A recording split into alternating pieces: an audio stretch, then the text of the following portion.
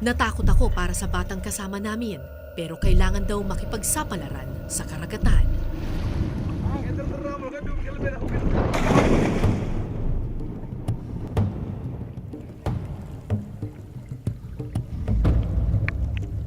Liban sa maliit na antipara, walang anumang gamit pang sisid ang mga agta. Lakas ng loob at tibay ng baga lamang.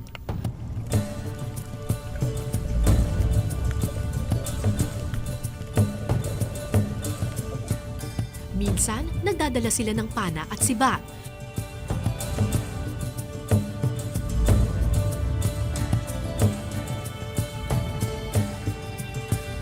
Si Redentor naman may bitbit na pain sakaling may pugita na magkamaling lumapit.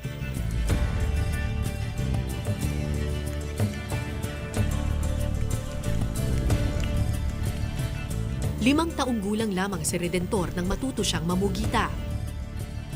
Sa kultura kasi ng mga agta, kasabay ng paglalakad, itinuturo na rin ang pagsisid.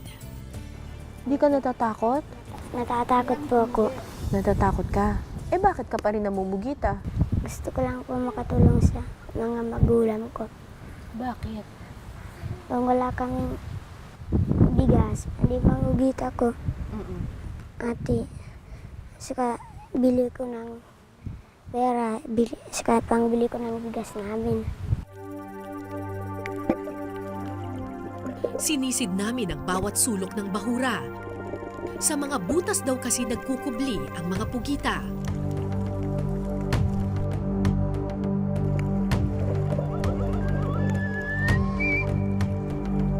Pero wala kaming mahanap.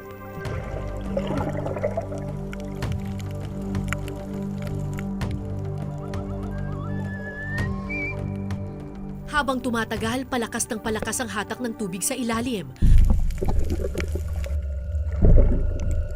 Natakot ako para kay Redentor, pero nagpatuloy siya sa pagsisid.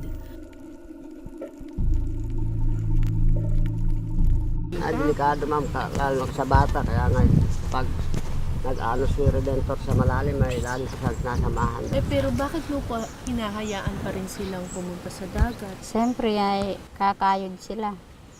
Tapos siyempre wala kaming pangbili ng bigas, wala kaming pangbili ng sabon. Kaya nung mga bata kailangan sa school,